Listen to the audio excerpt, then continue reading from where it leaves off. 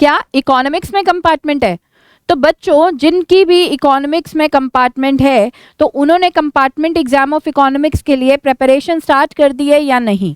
अगर आपने preparation start कर दी है for your compartment exam in economics तो बहुत अच्छी बात है बेटा, कीप डूइंग इट। और जिन्होंने अभी स्टार्ट नहीं करी है तो बच्चे यहाँ पे मैं उन लोगों को रिक्वेस्ट करना चाहूँगी जिन्हें भी कंपार्टमेंट एग्जाम में अपीयर होना है इकोनॉमिक्स के, तो now it's the right time to start the preparation. अगर आप इसके बाद प्रिपरेशन स्टार्ट करते हैं you will be very late. तो बेटा यहाँ पर आज से ही प्रिपरेशन करना शुरू कर दो, ठीक है? अब टाइम बहुत कम रह गया, हार्डली 1 मंथ इज लेफ्ट। अब बहुत से बच्चों के माइंड में एक क्वेश्चन होगा, मैम इकोनॉमिक्स का कंपार्टमेंट एग्जाम कब होगा सीबीएसई का? तो बेटा कंपार्टमेंट एग्जाम जो उम्मीद है वो by the end of June भी हो सकता है या फिर बिगिनिंग ऑफ जुलाई में भी हो सकता है। तो हार्डली आप ये मानो कि आपके पास 1 मंथ है और इसी को ही हमें प्रॉपरली यूटिलाइज करना है ताकि हम इकोनॉमिक्स में अच्छा स्कोर कर सकें। अब बहुत से बच्चों की रिक्वेस्ट हमारे पास आ रही थी कि मैम प्लीज़ आप वीडियोस बनाएं for economics topics, economics units, chapters, जिससे कि हम अच्छे से प्रिपरेशन कर पाएँ हमारे कंपार्टमेंट एग्जाम की। तो बेटा आप लोगों की रिक्वेस्ट हम लोगों ने मानते हुए ग्रूमिंग एजुकेशन एकेडमी ने एक बढ़िया स्टेप लिया है और गुड न्यूज़ है आप लोगों के लिए कि हम लोग बम्पर वीडियोज़ लेकर आने वाले हैं about the preparation of economics compartment exam. Yes you heard it right. तो बेटा अब हम खुद आपकी प्रिपरेशन कराएंगे for economics compartment exam with full of assistance by our side. तो यहाँ पर बच्चे हम लोग सारे आपका कोर्स कंप्लीट कराएंगे, सारा सिलेबस यहाँ पे कवर अप करेंगे जो इकोनॉमिक्स के कंपार्टमेंट एग्जाम का है। तो बताइए आपको ये हमारा इनिशिएटिव कैसा लगा? सो स्वागत करती हूँ आपका ग्रूमिंग एजुकेशन एकेडमी क्लास 12 के चैनल पे। दिस इज साक्षी दुआ having a well versed experience in dealing with compartment students for economics for more than 12 years. तो यहाँ पर बच्चे बात करने वाले हैं, सबसे पहले हम आज से अपनी प्रिपरेशन स्टार्ट कर रहे हैं और यहाँ पर आपको प्लेलिस्ट मिलेगी हमारे चैनल पर, ठीक है, जहाँ पर आपको हम जो भी वीडियोस डालेंगे इकोनॉमिक्स कंपार्टमेंट के लिए वो आपको सारी वीडियोस एक ही जगह पे मिल जाएंगी। That is compartment economics. बस ध्यान रखना है कि आपने हमारे चैनल की हर एक वीडियो को अच्छे से देखना है बेटा, जो भी कंपार्टमेंट स्टूडेंट्स के लिए होगी, ताकि आप अपना कंपार्टमेंट का एग्ज़ाम सिर्फ क्लियर नहीं कर पाएंगे, मैं डेफिनेटली कह रही हूँ अगर हम जो जो वीडियोस लेकर आ रहे हैं अगर आप देखोगे तो आप अच्छा स्कोर भी कर सकते हो। आपके लिए 80 आउट ऑफ 80 स्कोर करना भी ईजी होगा अगर आप हमारी वीडियोज़ को अच्छे से सुनते हो और समझते हो। तो आज बेटा हम जो प्रिपरेशन स्टार्ट करने वाले हैं वो हम स्टार्ट करने वाले हैं मैक्रो इकोनॉमिक्स की। जैसे कि आपको पता है आपकी 2 बुक्स हैं, एक मैक्रो इकोनॉमिक्स, दूसरा इंडियन इकोनॉमिक डेवलपमेंट। तो यहाँ पर बेटा मैक्रो इकोनॉमिक्स का ये यूनिट मैं आपके लिए लेकर आई हूँ जो कि है गवर्नमेंट बजट। अब जैसे कि आपको पता है कि मैक्रो इकोनॉमिक्स की बुक बेटा 40 मार्क्स की आपके बोर्ड एग्जाम में आती है, राइट? उसमें से 6 मार्क्स की वेटेज है गवर्नमेंट बजट की। मतलब अगर आप गवर्नमेंट बजट अच्छे से समझ लेते हो आज इसी वीडियो में, बेटा आपको कुछ हॉट क्वेश्चंस भी अलग नहीं करने हैं, मैंने हॉट क्वेश्चंस भी इसी में इंक्लूड कर रखे हैं, कहीं और कुछ देखने की ज़रूरत नहीं है। जस्ट ये हमारी वीडियो आप देखोगे और आप कह सकते हो कि यस मैम मेरे 6 मार्क्स पक्के। हमें कमेंट करके भी ज़रूर बताना इस वीडियो के एंड तक पहले देखने के बाद कि आपको हमारी ये वीडियो कैसी लगी और हमारा इनिशिएटिव कैसा लगा कि we are going to assist the students for compartment exam preparation of economics. तो यहाँ पर बच्चे मैं आपको पूरा गारंटी दे सकती हूँ कि इस वीडियो को अच्छे से समझो और उसके बाद आपके 6 मार्क्स पक्के। राउंड ऑफ 1 आवर की ये वीडियो रहने वाली है। तो आइए सबसे पहले मैंने ये गवर्नमेंट बजट चैप्टर ही क्यों चूज़ किया, गवर्नमेंट बजट की यूनिट ही क्यों चूज़ करी है, वो इसलिए क्योंकि इस यूनिट को हम बहुत कम टाइम में प्रिपेयर कर सकते हैं और हमारे 6 मार्क्स भी पक्के हो जाएंगे। 6 मार्क्स बहुत बड़ी बात होती है बेटा। Out of 40 marks of this book you can take your 6 marks by reading this government budget. तो आइए बेटा विदाउट वेस्टिंग एनी टाइम स्टार्ट करते हैं हमारा chapter that is government budget.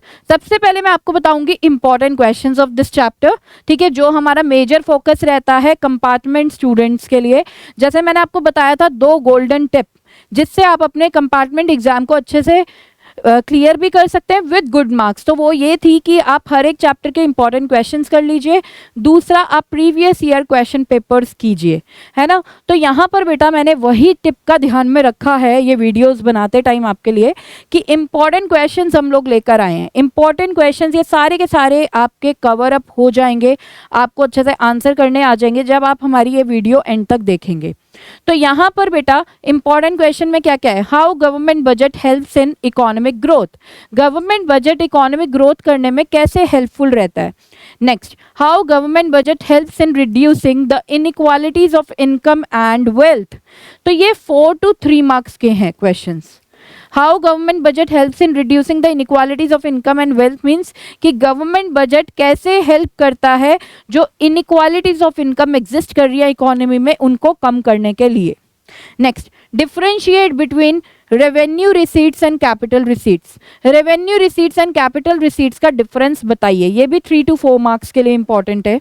Next, differentiate between revenue expenditure and capital expenditure, revenue expenditure and capital expenditure का difference. Hot questions on categorization of revenue expenditure and capital expenditure, revenue receipts and capital receipts। बेटा बहुत से hot questions आते हैं। hot question अगर इस unit में से आते हैं तो वो एक तो यहाँ से आते हैं कि कुछ चीज़ें आपको दे दी जाएंगी और पूछा जाएगा कि ये रेवेन्यू एक्सपेंडिचर है कैपिटल एक्सपेंडिचर है। Like for example, expenditure done by the government on the construction of school building या on the construction of hospitals, तो ये रेवेन्यू एक्सपेंडिचर है या कैपिटल एक्सपेंडिचर है, ये आपको बताना होगा विद रीजन। तो इस टाइप के हॉट क्वेश्चन। दूसरा, revenue receipt and capital receipt के कैटेगराइजेशन का hot question. For example, government को स्कूल फीस मिलती है, ओपीडी फीस मिलती है, तो ये गवर्नमेंट की रेवेन्यू रिसीट है या कैपिटल रिसीट है। टैक्सेस मिलते हैं गवर्नमेंट को, इनडायरेक्ट टैक्सेस और डायरेक्ट टैक्सेस, तो वो गवर्नमेंट की रेवेन्यू रिसीट है या कैपिटल रिसीट है। तो ये क्वेश्चंस बहुत ज़्यादा इंपॉर्टेंट है, इस टाइप के हॉट क्वेश्चंस। ठीक है, आगे चलते हैं। इस वीडियो में मैं आपको सब कराने वाली हूँ, हॉट क्वेश्चंस भी कवर अप होंगे, don't worry. Hot questions on objectives of government budget, government budget के ऑब्जेक्टिव पे भी हॉट क्वेश्चंस आ जाते हैं। कैसे मैम? कुछ ऐसे कि गवर्नमेंट टैक्सेस इम्पोज कर रही है हायर इनकम ग्रुप्स पे, मतलब जो लोग बेटा अमीर लोग हैं, रिच पीपल है हमारी सोसाइटी के, गवर्नमेंट उनकी इनकम के ऊपर हायर टैक्सेस लगाती है। तो इससे क्या इकोनॉमिक वैल्यू डिपिक्ट होती है, सिग्निफाई होती है। तो इस टाइप का क्वेश्चन आपको ऑब्जेक्टिव्स ऑफ गवर्नमेंट बजट से मिलने वाला है, हॉट क्वेश्चन। नेक्स्ट बेटा, कुछ न्यूमेरिकल्स भी इसमें इंपॉर्टेंट है। न्यूमेरिकल्स इंपॉर्टेंट है डेफिसिट ऑफ गवर्नमेंट बजट पे। यहाँ पे बेटा 3 डेफिसिट होते हैं गवर्नमेंट बजट के, revenue deficit, fiscal deficit and primary deficit. उन तीनों को कैलकुलेट कैसे करना है ये बहुत ज़्यादा इंपॉर्टेंट है, तो इस वीडियो में हम न्यूमेरिकल्स की भी बात करेंगे। तो आइए स्टार्ट करते हैं बेटा हमारा chapter with the meaning of government budget. ठीक है, अब ये बजट क्या होता है? बिजनेस स्टडीज क्लास 12th में आपने टाइप्स ऑफ प्लान किया होगा। बजट क्या है बेटा? बजट है टाइप ऑफ प्लान। ठीक है, प्लान के बहुत से टाइप होते हैं, like strategy, programme, budget, objective. तो यहाँ पर बजट क्या है? एक टाइप ऑफ प्लान है। ठीक है, और हमें पता है कि हम प्लान किसके लिए करते हैं? हम प्लान पास्ट के लिए तो नहीं करते ना, हम प्लान करते हैं फ्यूचर के लिए। तो बजट्स भी जो बनते हैं ना बेटा, वो फ्यूचर के लिए बनते हैं, आने वाले टाइम के लिए बनते हैं, प्रेजेंट के लिए नहीं बनते, फ्यूचर के लिए बनते हैं। अब जैसे मैं अपने बजट की बात करूं,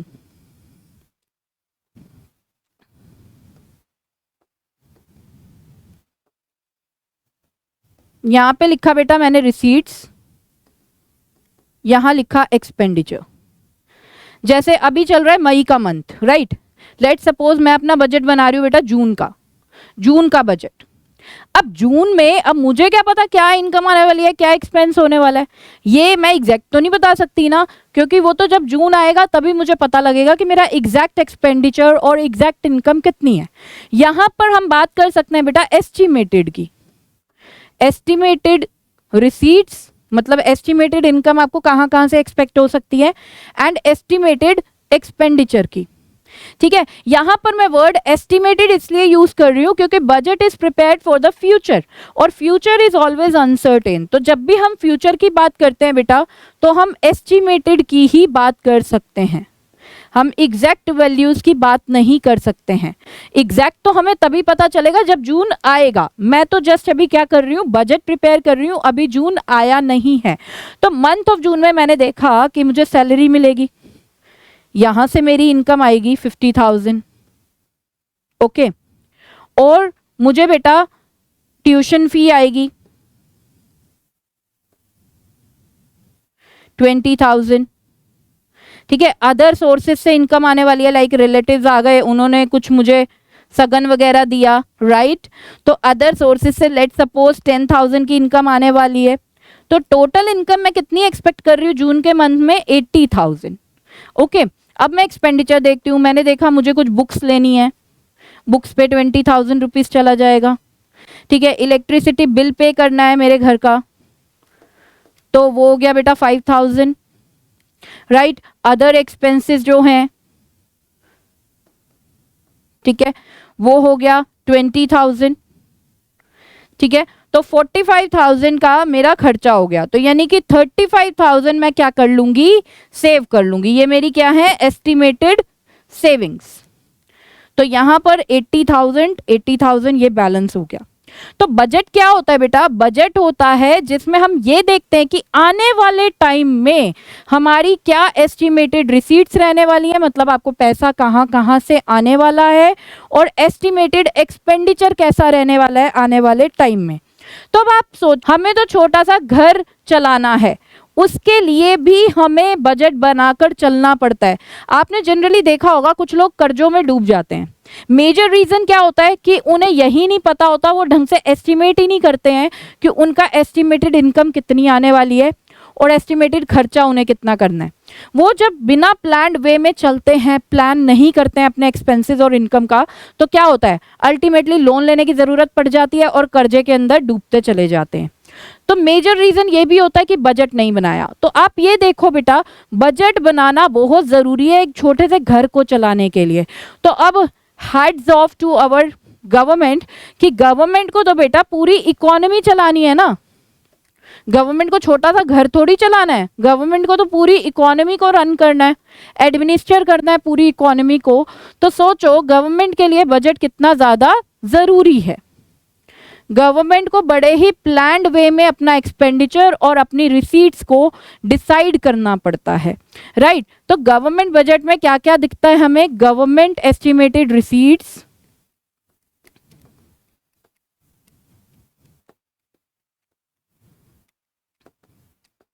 and government estimated expenditure.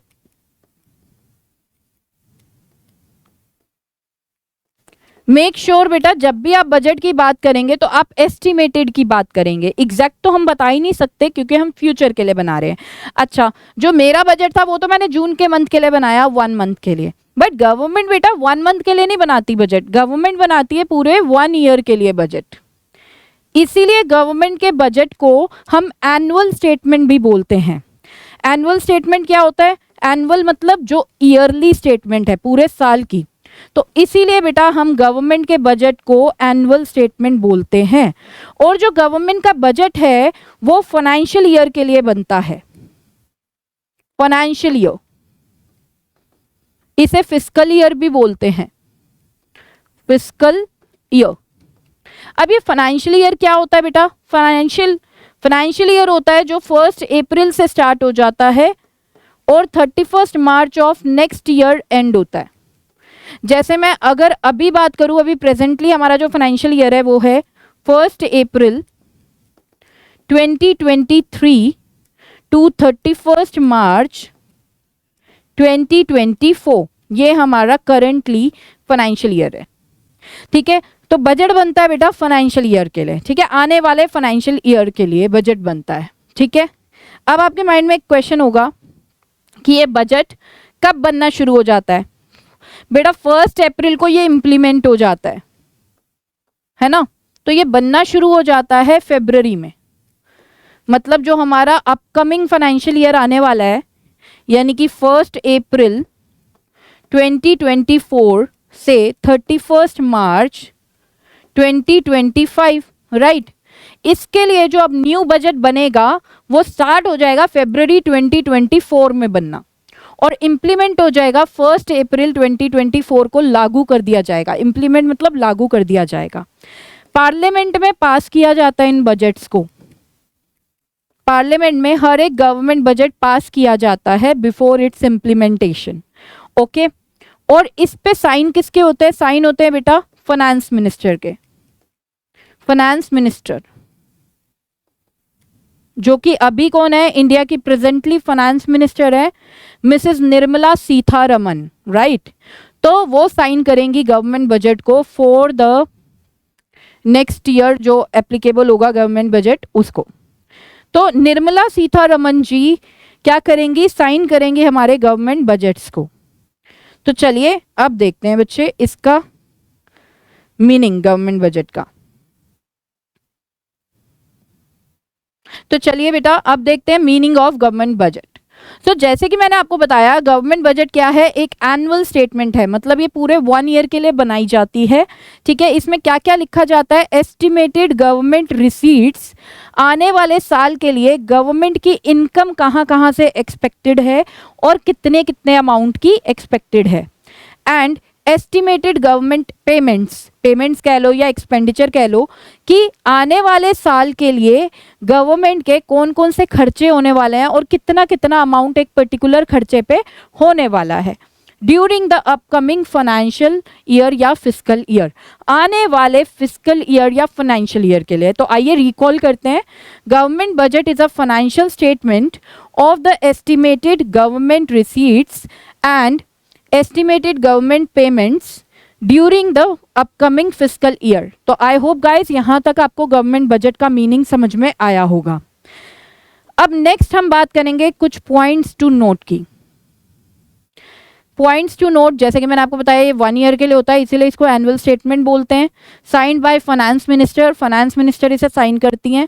Preparation in फरवरी में प्रिपेयर होना शुरू हो जाते हैं। इम्प्लीमेंटेड इन अप्रैल, 1 अप्रैल से इम्प्लीमेंट कर दिए जाते हैं। पास इन पार्लियामेंट में पास होकर ये आते हैं। नेक्स्ट बेटा अब हम बात करेंगे ऑब्जेक्टिव्स ऑफ गवर्नमेंट बजट। अब यहाँ पर मैं आपको ये बता दूं, जैसे मैंने आपको बताया इस यूनिट की वेटेज बेटा 6 मार्क्स है। जनरली इस यूनिट में से क्या क्या एक्सपेक्ट किया जाता है? ये एक्सपेक्ट किया जाता है कि 3 मार्क्स के 2 क्वेश्चंस आ जाते हैं, ठीक है। तो ऑब्जेक्टिव्स ऑफ गवर्नमेंट बजट में से बेटा आराम से 3 मार्क का क्वेश्चन बन सकता है, ठीक है। इसमें आपको कभी भी ऐसा क्वेश्चन नहीं आएगा explain the objectives of government budget. Basically कोई एक ऑब्जेक्टिव को आपको एक्सप्लेन में पूछ लेंगे वो कि इस पर्टिकुलर ऑब्जेक्टिव को बताओ। लाइक जैसे गवर्नमेंट बजट का एक ऑब्जेक्टिव है इकोनॉमिक ग्रोथ, तो बताओ कि गवर्नमेंट बजट कैसे इकोनॉमिक ग्रोथ करता है। दूसरा ऑब्जेक्टिव है like inequalities of income and wealth, तो गवर्नमेंट बजट कैसे हेल्प करता है in reducing the inequalities of income and wealth. कुछ इस तरीके के क्वेश्चन हमें एक पर्टिकुलर ऑब्जेक्टिव से पूछ लिए जा सकते हैं, ठीक है। तो आइए बेटा बात करते हैं objectives of government budget. Objective मतलब क्या होता है? आपके एम्स है ना, आप क्या अचीव करना चाहते हो गवर्नमेंट बजट से। देखिए सिंपल सी बात है, माइंड में ये रखो कि ऑब्जेक्टिव्स ऑफ गवर्नमेंट बजट का मतलब है गवर्नमेंट के ऑब्जेक्टिव्स फॉर द इकोनॉमी।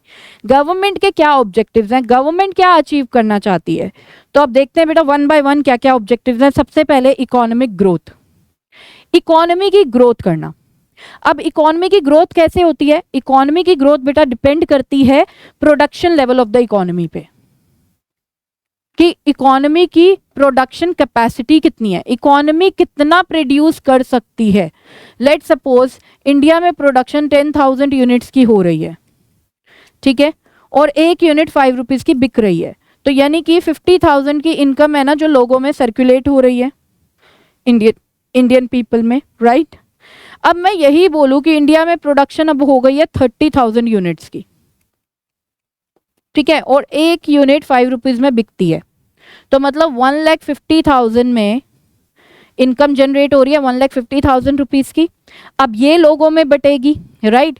तो आप देख रहे हो ना इनकम बढ़ गई लोगों की, इनकम बढ़ी तो लिविंग स्टैंडर्ड बढ़ेगा, इनकम बढ़ेगा तो इकोनॉमी भी आगे क्या करेगी? ग्रो करेगी। जब उसमें रहने वाला एक एक बंदा क्या करेगा? ग्रो करेगा, राइट बेटा। तो हमें बेसिकली फोकस करना है प्रोडक्शन कैपेसिटी को इंक्रीज करने पे, क्योंकि कहीं ना कहीं प्रोडक्शन कैपेसिटी इंक्रीज होगी तो अपने आप एक्चुअल प्रोडक्शन भी क्या होगी, इंक्रीज होगी। और एक्चुअल प्रोडक्शन इंक्रीज होगी तो उससे क्या होगा, आगे लोगों की इनकम इंक्रीज होगी और लोग ग्रो करेंगे। जब एक पर्टिकुलर इकोनॉमी के लोग ग्रो करते हैं तो आगे इकोनॉमी भी क्या करती है, ग्रो करती है। तो यहाँ पर गवर्नमेंट क्योंकि अचीव करना चाहती है इकोनॉमिक ग्रोथ, तो गवर्नमेंट यहाँ पर कोशिश करती है कि प्रोडक्शन कैपेसिटी को इंक्रीज कर दिया जाए कंट्री की। और प्रोडक्शन कैपेसिटी को कैसे इंक्रीज करेंगे, उन यूनिट्स को ज़्यादा सेटअप करो जो प्रोडक्शन कर रही हैं कुछ ना कुछ, लाइक स्कूल्स हैं, एजुकेशनल सर्विसेज की प्रोडक्शन कर रहे हैं same as colleges, right. Factories हैं, गुड्स की प्रोडक्शन कर रही हैं, ऑफिसेज हैं, सर्विसेज की प्रोडक्शन कर रहे हैं।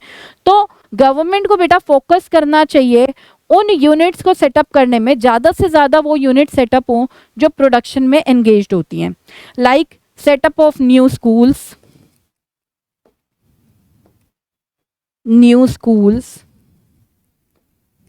कॉलेजेस, हॉस्पिटल से मेडिकल सर्विसेज जनरेट होती हैं, फैक्ट्रीज एक्सेट्रा। तो इस तरीके से बेटा गवर्नमेंट क्या कर सकती है, इकोनॉमी की ग्रोथ कर सकती है। ठीक है, आइए मूव करते हैं अब नेक्स्ट पे, रीएलोकेशन ऑफ रिसोर्सेज। रीएलोकेशन को अलग अलग समझेंगे, री एंड एलोकेशन। री मतलब होता है बेटा अगेन, दोबारा से।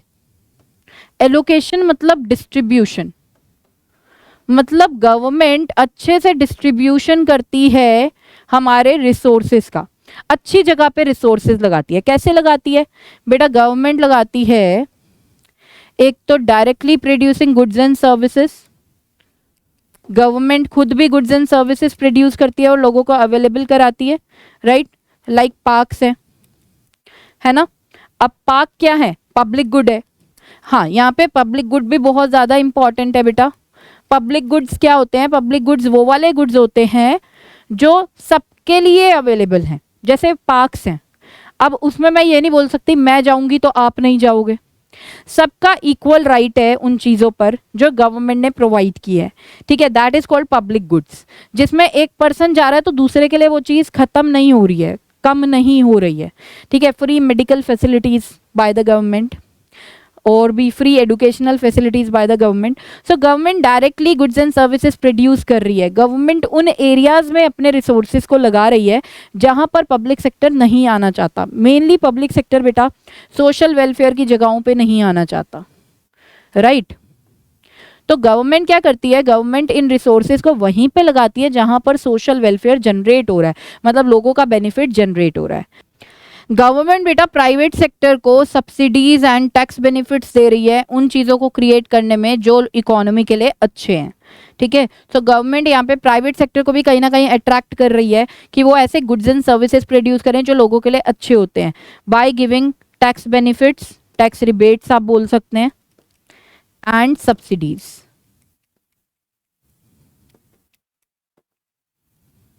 Okay, so this is all about the reallocation of resources. Next, reducing the inequalities of income. This is very very very very important. जितना मर्जी वेरी लगा लो, मतलब बहुत कम रहेगा।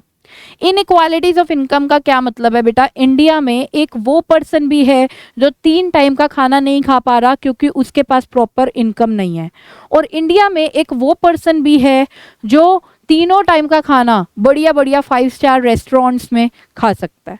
तो ये देखो कितनी ज़्यादा मतलब इनइक्वालिटीज़ है ना, कि एक की इनकम तो यहाँ पर है बहुत ही कम और एक की इनकम इतनी ज़्यादा है। तो this is called inequalities of income. ठीक है, अब यहाँ पर गवर्नमेंट इनइक्वालिटीज़ ऑफ इनकम को कम करने के लिए क्या कर रही है, देखो बेटा गवर्नमेंट क्या कर रही है, रिच पीपल हैं, रिच पीपल की इनकम बहुत ज़्यादा होती है, राइट। गवर्नमेंट क्या करती है, गवर्नमेंट टैक्स लगाती है उनकी इनकम के ऊपर, रिच पीपल की इनकम के ऊपर टैक्स लगाती है। ठीक है, अब जो टैक्स रेवेन्यू जनरेट हुआ, टैक्स रेवेन्यू मतलब जो पैसा गवर्नमेंट के पास आया टैक्सेस लगाकर रिच पीपल की इनकम के ऊपर, जो भी टैक्स रेवेन्यू आया, बहुत ज़्यादा टैक्स रेवेन्यू आता है, राइट। अब इस टैक्स रेवेन्यू के पैसे को यूज़ किया जाता है जो पुअर पीपल हैं उनके लिए फैसिलिटीज़ जनरेट करने में, like giving them free educational facilities, giving them free medical facilities, providing free facilities to the poor, free facilities to poor people. तो इससे क्या होता है बेटा, इससे ये होता है कहीं ना कहीं पुअर पीपल का स्टेटस थोड़ा सा ऊपर आता है और रिच पीपल का थोड़ा सा नीचे जाता है। जो तो इनइक्वालिटीज हैं ऑफ इनकम एंड वेल्थ वो क्या होती जाती हैं, कम होती चली जाती हैं। चलिए नेक्स्ट बेटा, मैनेजमेंट ऑफ पब्लिक इंटरप्राइजेस। अब ये पब्लिक इंटरप्राइजेस कौन सी होती हैं? पब्लिक इंटरप्राइजेस आप जनरली ये समझ सकते हो जो गवर्नमेंट की ऑर्गेनाइजेशंस हैं, ठीक है, government schools, government colleges, government factories, government hospitals, government offices, ये सब क्या है, पब्लिक इंटरप्राइजेस। अब पब्लिक इंटरप्राइजेस को मैनेज करना भी गवर्नमेंट का ही काम है। अब उसके मैनेजमेंट के लिए गवर्नमेंट क्या करती है, बजट्स बनाती है, ठीक है, देखती है कि पब्लिक इंटरप्राइज से उसे कितना पैसा आ रहा है, पब्लिक इंटरप्राइज को ऑपरेट करने के लिए एक्सपेंसेस कितने लग रहे हैं, ठीक है, ये सब अच्छे से देखते हुए पब्लिक इंटरप्राइजेस को मैनेज किया जाता है। Next, reducing regional disparities. अब रीजनल डिस्पैरिटीज क्या है, state wise variations, backward area, rural area, urban areas, इनमें चेंजेस। आप देखो रूरल एरियाज में आपको बहुत कम हॉस्पिटल्स मिलेंगे लेकिन अर्बन एरियाज में इतने सारे हॉस्पिटल्स हैं। लाइक रूरल एरियाज में आपको स्कूल बहुत कम मिलेंगे लेकिन अर्बन एरियाज में बहुत सारे स्कूल्स कॉलेजेस हैं। तो ये जो डिफरेंसेस है ना बेटा रूरल एरियाज में, अर्बन एरियाज में, तो गवर्नमेंट इनको भी कम करने में लगी हुई है, जिसे हम बोलते हैं रिड्यूसिंग रीजनल डिस्पैरिटीज। डिस्पैरिटीज मतलब इनइक्वालिटीज, इनइक्वालिटीज, ठीक है। तो अब इसको कैसे करा जाता है, देखो गवर्नमेंट बैकवर्ड रीजन्स में अपनी इंडस्ट्री, स्कूल्स, हॉस्पिटल को सेटअप करने में ज़्यादा विश्वास रखती है, ठीक है, ज़्यादा कोशिश करती है कि बैकवर्ड रीजन्स में गवर्नमेंट के स्कूल, हॉस्पिटल्स वगैरह सेटअप किए जाएं। दूसरा, ये प्राइवेट सेक्टर को भी बेनिफिट्स देती है जो लोग बैकवर्ड रीजन में अपना इंडस्ट्री वगैरह सेटअप करना चाहते हैं, ठीक है, बेनिफिट्स देती है, तभी प्राइवेट सेक्टर सोचता भी है कि बैकवर्ड रीजन में भी हम ऑपरेट कर लेते हैं। तो किस टाइप के बेनिफिट्स दिए जाते हैं, सब्सिडीज दे दी, टैक्स रिबेट्स दे दिए, तो ये सब, ठीक है। तो ये जो नोट्स मैं आपको लिखवा रही हूँ ना बेटा, ये प्रॉपर आपको बस यही लैंग्वेज लिख के आनी है, ठीक है, कोई टेंशन लेने वाली बात नहीं है कि अलग से कहीं से नोट्स करने पड़ेंगे या कुछ। तो आप बिल्कुल जो जो मैं लिख रही हूँ आप अपनी बस एक वर्डिंग्स में प्रॉपर सेंटेंसेस बनाकर इसको लिखाओ। टीचर यही चीजें बस ढूंढ रहा है। Next, reducing poverty and unemployment. Poverty क्या होता है, गरीबी, है ना, जब इनकम बहुत ज़्यादा कम होती है कि वो अपनी basic requirements, food, shelter, clothing, इसको भी पूरा नहीं कर पाता है, उसे बोलते हैं पॉवर्टी। अनएम्प्लॉयमेंट, बेरोजगारी, काम ही नहीं है, तो कहीं ना कहीं पॉवर्टी एंड अनएम्प्लॉयमेंट लिंक्ड है। अनएम्प्लॉयमेंट होगा तो डेफिनेटली पॉवर्टी होगी, काम ही नहीं है, आपके पास जॉब ही नहीं है, तो कमाओगे क्या, कमाओगे नहीं तो बेसिक नीड्स कैसे पूरी करोगे, राइट। तो गवर्नमेंट कहती है कि एम्प्लॉयमेंट क्रिएट कर देते हैं, एम्प्लॉयमेंट अपॉर्चुनिटीज क्रिएट करते हैं, जिससे क्या होगा, लोगों को काम मिलेगा, लोगों को काम मिलेगा तो उनके पास इनकम आएगी, इनकम आएगी तो वो अपनी बेसिक नेसेसिटीज को पूरा कर पाएंगे, राइट।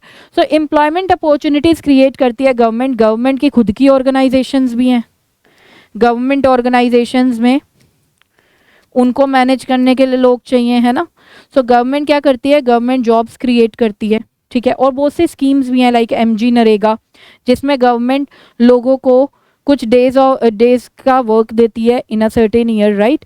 तो मतलब बहुत सी एम्प्लॉयमेंट जनरेशन स्कीम्स भी हैं गवर्नमेंट की, और गवर्नमेंट अपने ऑर्गेनाइजेशंस में भी एम्प्लॉयमेंट वगैरह जनरेट करती है, जिससे कि लोगों को एम्प्लॉयमेंट मिलेगा तो अनएम्प्लॉयमेंट कम होगा, अनएम्प्लॉयमेंट कम होगा तो अपने आप पॉवर्टी रेट भी क्या हो जाएगा, कम हो जाएगा। तो ये सब ऑब्जेक्टिव्स हैं जो गवर्नमेंट अचीव करना चाहती है फॉर गवर्नमेंट बजट। नेक्स्ट बेटा, इकोनॉमिक स्टेबिलिटी। अब इकोनॉमिक स्टेबिलिटी, स्टेबिलिटी का मतलब क्या आता है कि प्राइस वेरिएशंस, प्राइस फ्लक्चुएशंस कम होना, लीस्ट प्राइस फ्लक्चुएशन, फ्लक्चुएशन जो हो ना प्राइस में वो ना के बराबर।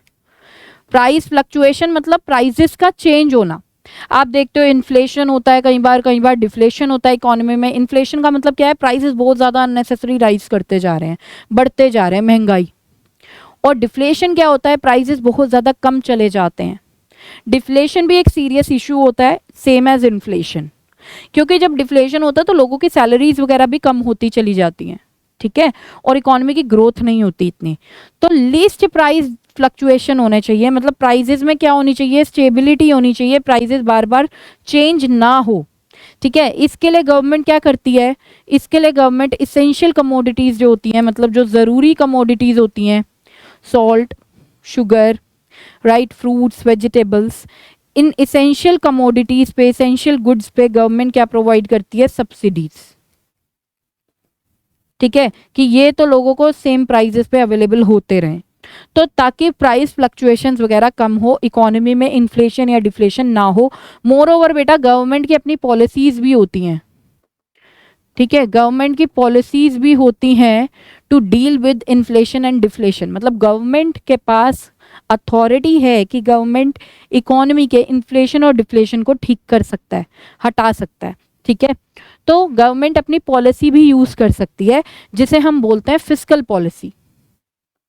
Fiscal policy, government basically taxes को भी, टैक्स रेट को इंक्रीज डिक्रीज करके इन्फ्लेशन और डिफ्लेशन को सॉर्ट आउट करा सकता है, ठीक है। गवर्नमेंट अपना खर्चे को कंट्रोल करके या खर्चे को एक्सपैंड करके, जो गवर्नमेंट खर्चा करती है फॉर सोशल वेलफेयर, जिसे हम पब्लिक एक्सपेंडिचर भी बोलते हैं, तो उसको भी इंक्रीज या डिक्रीज करके गवर्नमेंट इन्फ्लेशन या डिफ्लेशन को कंट्रोल कर सकता है। तो यहाँ पे आप मेंशन कर सकते हैं अपने आंसर में टैक्स रेट्स, पब्लिक एक्सपेंडिचर, ठीक है, ये। तो इस तरीके से बेटा ये कुछ ऑब्जेक्टिव्स रहते हैं गवर्नमेंट बजट के। अब देखते हैं सम वैल्यू एडेड क्वेश्चंस, जैसे मैंने आपको बताया था कि कुछ hot questions on the objectives of government budget बहुत ज़्यादा इंपॉर्टेंट है, तो आइए देखते हैं वो कौन से हैं। Tax rates on higher income groups have been increased. Tax rate जो है हायर इनकम ग्रुप का, यानी कि रिच पीपल का इनकम के ऊपर जो टैक्स रेट लगते हैं वो इंक्रीज कर दिए गए हैं। Which economic value does it reflect, इससे कौन सी इकोनॉमिक वैल्यू रिफ्लेक्ट होती है। तो बेटा ये वही है कि इनइक्वालिटीज ऑफ इनकम से आप इसे लिंक करोगे कि टैक्स रेट जब इंक्रीज होता है रिच पीपल की इनकम के ऊपर, है ना, तो क्या होगा, गवर्नमेंट के पास हायर टैक्स रेवेन्यू आएगा। हायर टैक्स रेवेन्यू मतलब टैक्स लगा के ज़्यादा इनकम आएगी टैक्सेस की फॉर्म में। अब हायर टैक्स रेवेन्यू से गवर्नमेंट क्या करेगी, फैसिलिटीज क्रिएट करेगी पुअर पीपल के लिए, उन लोगों के लिए those who can not afford the facilities, educational facilities, medical facilities for poor people, right. तो इससे क्या होगा, पुअर पीपल का स्टेटस अपलिफ्ट होगा और जो इनइक्वालिटीज हैं वो क्या हो जाएंगी, कम हो जाएंगी, ठीक है। तो यहाँ पे कुछ ऐसा। नेक्स्ट बेटा, government is providing mid day meal to students, which economic value does it reflect. Government mid day meal provide करती है ना, मिड डे मील क्या है, स्कूल में स्टूडेंट्स को खाना दिया जाता है, राइट, लंच प्रोवाइड किया जाता है गवर्नमेंट की तरफ से। तो ये गवर्नमेंट क्यों प्रोवाइड कर रही है, इसलिए प्रोवाइड कर रही है कि पुअर पीपल अपने बच्चों को खाना खिलाने के पर्पस से ही चाहे स्कूल में भेजें, एब्सेंटिज्म वगैरह कम हो, उनकी रेगुलरिटी रहे बच्चों की, और स्कूल में आएंगे ना तो कुछ सीख कर जाएंगे, कुछ स्किल्स डेवलप करेंगे, जिससे कि बाद में वो अपना अच्छा करियर बना सकते हैं। तो कहीं ना कहीं ये भी एक तरह से पुअर पीपल की हेल्प की जा रही है। तो इसे भी आप इनइक्वालिटीज ऑफ इनकम को रिड्यूस करने में कवर अप कर सकते हो, ठीक है। तो आपको उससे ही इसको लिंक करना है, ठीक है बेटा। चलिए अब हम आगे बात करेंगे गवर्नमेंट बजट के कंपोनेंट्स की, कि बेसिकली गवर्नमेंट बजट में क्या क्या होता है। जैसे मैंने आपको मेजर दो कंपोनेंट्स बताए कि गवर्नमेंट बजट में हम गवर्नमेंट की एस्टिमेटेड रिसीट्स, यानी कि गवर्नमेंट की estimated income for the upcoming 1 financial year, and estimated government expenditure, यानी कि गवर्नमेंट के एक्सपेंडिचर, खर्चा फॉर द अपकमिंग 1 ईयर, जो एस्टिमेट लगाया जा रहा है खर्चे का, वो सब हम दिखाते हैं, ठीक है। अब यहाँ पे आपको ये देखना है कि मेजर दो कंपोनेंट है, पहला एस्टिमेटेड गवर्नमेंट रिसीट्स, दूसरा estimated government expenditure. Government budget बनता ही इसके लिए है कि इन दोनों की इंफॉर्मेशन हमें मिल जाए, राइट। अब आगे बेटा ध्यान देना है कि ये जो गवर्नमेंट की एस्टिमेटेड रिसीट्स हैं, एस्टिमेटेड गवर्नमेंट रिसीट्स, इसे हम बजट रिसीट्स भी बोलते हैं, बजट रिसीट्स, ओके। और ये जो एस्टिमेटेड गवर्नमेंट एक्सपेंडिचर है, इसे हम बजट एक्सपेंडिचर भी बोलते हैं, बजट एक्सपेंडिचर, ओके। ध्यान रहेगा ना, budget receipts, estimated government receipts and budget expenditure, estimated government expenditure. कुछ भी क्वेश्चन आपके पेपर में बजट से रिलेटेड आता है तो ध्यान रहे ये गवर्नमेंट बजट की ही बात हो रही है, कोई और बजट की बात नहीं हो रही है। अब बेटा बजट रिसीट्स यानी कि एस्टिमेटेड गवर्नमेंट रिसीट्स को दो में डिवाइड किया गया है, capital receipts and revenue receipt. इसका मीनिंग अभी देखेंगे कि क्या होता है। ऐसे ही एस्टिमेटेड गवर्नमेंट एक्सपेंडिचर को capital expenditure and revenue expenditure में डिवाइड किया गया है, उसका भी मीनिंग अभी हम देखेंगे। ये मोस्ट इंपॉर्टेंट यहाँ से टॉपिक स्टार्ट हो चुका है तो सारा ही इंपॉर्टेंट, मोस्ट इंपॉर्टेंट ये वाला है। ठीक है, तो आइए देखते हैं बेटा कैपिटल रिसीट। ठीक है, मैंने जैसे कि आपको बताया कि दो टाइप की रिसीट्स हैं, ध्यान से समझना, नोट्स बना लो चाहे साथ साथ। एक है बेटा कैपिटल रिसीट, एक है बच्चे रेवेन्यू रिसीट।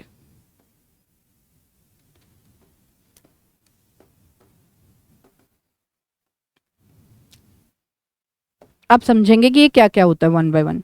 रिसीट मतलब इनकम, कि गवर्नमेंट पैसा रिसीव कर रही है। जिस पैसे को रिसीव करते ही गवर्नमेंट की लाइबिलिटीज क्या हो जाए, इंक्रीज हो जाए, गवर्नमेंट का कर्जा क्या हो जाए, बढ़ जाए, लाइबिलिटीज इंक्रीज हो जाए, या फिर गवर्नमेंट के एसेट्स जो हैं वो कम हो जाए, गवर्नमेंट के एसेट्स जो हैं वो कम हो जाएं। कम कब होंगे, जब गवर्नमेंट सेल करेगी अपने एसेट्स की। मतलब जो पैसा आता है गवर्नमेंट के एसेट सेल आउट करके, उसे हम कहाँ डालेंगे, कैपिटल रिसीट में। फॉर एग्जाम्पल बेटा गवर्नमेंट ने अपना स्कूल बेच दिया प्राइवेट सेक्टर को, गवर्नमेंट ने अपना गवर्नमेंट स्कूल बेच दिया प्राइवेट सेक्टर को, तो यानी कि यहाँ पे गवर्नमेंट का एसेट क्या हो गया, कम हो गया। जिस चीज से गवर्नमेंट को इनकम आ रही थी गवर्नमेंट ने वो प्राइवेट सेक्टर को बेच दिया, तो ये एसेट क्या हो गया, कम हो गया गवर्नमेंट का। तो इस पैसे को जो गवर्नमेंट स्कूल बेचने के बाद आया है गवर्नमेंट के पास, उसे कैपिटल रिसीट बोलेंगे। रीजन क्या है, रीजन ये है कि इसने गवर्नमेंट के एसेट्स को क्या कर दिया, कम कर दिया। ठीक है, गवर्नमेंट ने लोन लिया वर्ल्ड बैंक से या किसी स्टेट गवर्नमेंट से, तो उससे क्या होगा, गवर्नमेंट का कर्जा बढ़ गया। ठीक है, जैसे हम बोरोइंग्स भी बोल सकते हैं, लोन लेने को बोरोइंग्स बोलते हैं, तो इससे गवर्नमेंट की लाइबिलिटी इंक्रीज हो गई। तो इस टाइप के रिसीट्स को हम क्या बोलते हैं, कैपिटल रिसीट। तो कैपिटल रिसीट बेटा दो तरीके की हो सकती हैं। एक वो वाली रिसीट्स होती हैं, मतलब गवर्नमेंट ने जैसे ही पैसा रिसीव किया गवर्नमेंट की लाइबिलिटीज क्या हो गई, इंक्रीज हो गई, गवर्नमेंट का कर्जा क्या हो गया, इंक्रीज हो गया। दूसरा, जिसको रिसीव करते ही गवर्नमेंट की एसेट कम हो जाएगी। ध्यान रहे ये दोनों चीजें एक साथ नहीं होंगी, कोई एक होगी बेटा। या तो गवर्नमेंट की लाइबिलिटी इंक्रीज होगी पैसा लेने से, या फिर गवर्नमेंट के एसेट्स रिड्यूस हो जाएंगे पैसा लेने से, उसे बोलते हैं हम कैपिटल रिसीट्स। ठीक है, तो ये तो थी कैपिटल रिसीट। अब बात करेंगे बेटा रेवेन्यू रिसीट। रेवेन्यू रिसीट वो वाली इनकम होती है गवर्नमेंट की जिसको लेने से ना तो गवर्नमेंट की कोई लाइबिलिटी इंक्रीज हुई, नहीं हुई लाइबिलिटी इंक्रीज, ना ही कोई एसेट रिड्यूस हुई। ठीक है, ना ही कोई एसेट रिड्यूस हुई। इसका जब हम रीजन देंगे तो हम यही बोलेंगे, ना तो गवर्नमेंट की लाइबिलिटी इंक्रीज हुई है, ना गवर्नमेंट के एसेट कम हुए। अब ये जो रेवेन्यू रिसीट है इसका एग्जाम्पल देखते हैं बेटा। लाइक स्कूल फीस, गवर्नमेंट को जो स्कूल से फीस आती है उसको रिसीव करने से गवर्नमेंट की ना तो कोई लाइबिलिटी इंक्रीज होती है, ना ही कोई एसेट रिड्यूस होता है। राइट, तो स्कूल फीस क्या है, रेवेन्यू रिसीट है। ओपीडी फीस, ओपीडी फीस क्या होती है, जो हॉस्पिटल्स में गवर्नमेंट को मिलती है। ओपीडी फीस को रिसीव करने से ना तो गवर्नमेंट की कोई लाइबिलिटी इंक्रीज हुई है, ना कोई एसेट रिड्यूस हुआ है, तो ये भी क्या है बेटा, रेवेन्यू रिसीट है। क्लियर है। तो कैपिटल रिसीट्स वो वाली रिसीट्स होती हैं गवर्नमेंट की जिसको लेते ही गवर्नमेंट का या तो लाइबिलिटी बढ़ जाती है या फिर एसेट कम हो जाती है, कोई एक चीज होगी। और रेवेन्यू रिसीट वो वाली रिसीट्स होती है बेटा जिससे ना तो कोई लाइबिलिटी क्रिएट होती है, ना ही कोई एसेट कम होता है। ठीक है, अब और अगर बात करें तो हम ये बोल सकते हैं कि ये जो कैपिटल रिसीट है ये है non recurring in nature. Non recurring का मतलब क्या होता है, रेगुलरिटी कम होती है। गवर्नमेंट स्कूल बार बार थोड़ी बेचेगी, है ना, तो इसमें कोई रेगुलरिटी नहीं है, ये तो कभी कभी वंस इन अ वाइल होता है, तो उसे हम बोलते हैं नॉन रेकरिंग इन नेचर। इसका जो कैपिटल रिसीट्स का नेचर है वो नॉन रेकरिंग है। लेकिन रेवेन्यू रिसीट्स होती है बेटा रेकरिंग इन नेचर। रेकरिंग मतलब रेगुलरिटी मेंटेन रहती है। अब स्कूल फीस तो हर महीने आएगी ना गवर्नमेंट को, ओपीडी फीस डेली का काम है, कभी कोई आ रहा है हॉस्पिटल में, कभी कोई आ रहा है, राइट। तो ये चीज़ें रेगुलर बेसिस पे होती हैं, डेली डेली रिपीट बहुत ज़्यादा होती हैं। बट जो कैपिटल रिसीट्स है ना, ये इतनी ज़्यादा रिपीटिव नेचर की नहीं होती हैं, ठीक है। अब हम बात करेंगे, अगर मैम इसका डिफरेंस आ जाता है तो हमें कैसे लिखना है आंसर। बेटा बेसिस क्रिएट करने हैं। डिफरेंस अगर आ जाता है, differentiate between capital receipts and revenue receipt, सबसे पहला मीनिंग, ठीक है, मीनिंग के बेसिस पे बताओ। दूसरा, आप फिर ये बताओ नेचर क्या है इनका, रेकरिंग है या नॉन रेकरिंग है ना। रेवेन्यू वाली सारी चीज़ें रेकरिंग होती हैं, कैपिटल रिसीट्स वाली, कैपिटल वाली सारी चीज़ें नॉन रेकरिंग होती हैं। तीसरा आप क्या बताओगे, एक क्रिएट कर लो बेसिस इंक्रीज इन लाइबिलिटी, उसमें बताओ कि कैपिटल रिसीट्स में तो लाइबिलिटी इंक्रीज होती है बट रेवेन्यू रिसीट्स में लाइबिलिटी इंक्रीज नहीं होती है। चौथा बनाओ बेटा डिक्रीज इन एसेट, तो उसमें बताओ कैपिटल रिसीट्स में तो एसेट डिक्रीज होते हैं बट रेवेन्यू रिसीट में एसेट डिक्रीज नहीं होते हैं। पांचवा बना दो बेटा एग्जाम्पल का। आएगा ये 3 मार्क्स का क्वेश्चन, लेकिन मैंने आपको इतने सारे बेसिस बता दिए, राइट। चलिए, अब आई होप आपको क्लियर हुआ होगा कि ये क्या होता है capital receipt and revenue receipt. तो आइए सबसे पहले बात करेंगे बेटा कैपिटल रिसीट्स की। सो गवर्नमेंट की वो वाली रिसीट जिससे क्या होगा, इंक्रीज हो रही है लाइबिलिटी या फिर एसेट्स क्या हो रहे हैं, रिड्यूस हो रहे हैं। नॉन रिकरिंग इन नेचर होता है ये।